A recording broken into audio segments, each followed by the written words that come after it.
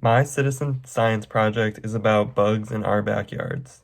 So basically, it's a collaborative research project that is supposed to involve the public in a survey of insect biodiversity. The first thing I had to do for this project is ask my friends and family from all around the US if they could go into their own backyards and collect data for me. So after I sent out those messages and had them all agree to do this for me, I created a Google Forms survey that asked them to state their name, where they live, if their city/town is considered to be rural, urban, or suburban. And then I also had them include the proximity/area of where they were counting their bugs and also how many bugs they found.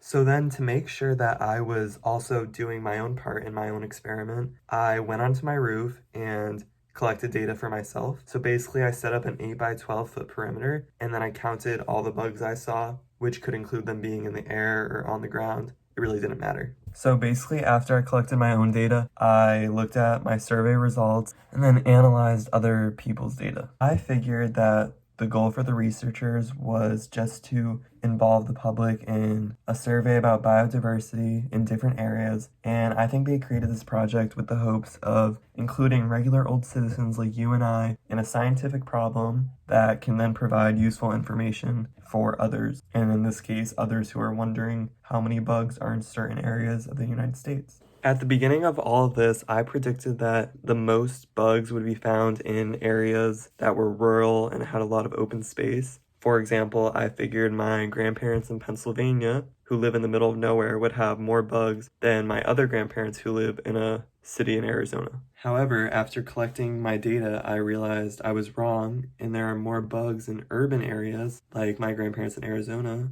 than there are in rural areas. So then I wanted to figure out, why is this the case? So I found articles online that supported my evidence, and what I found out from those was that insects often prefer to live in warmer climates, and although Arizona is a warmer state, it's also an urban area, and cities have been proven to generate more heat around them, which is why I believe there were more bugs there. I believe my project was super important because it allows the public to view how many bugs are in their certain area of the US, and I think that's very useful information to have, whether you're going camping or just going outside for a walk. It's nice to know how much bug spray you should put on. But honestly, that wasn't even like the point of the whole thing. It was to see where the most bugs are geographically.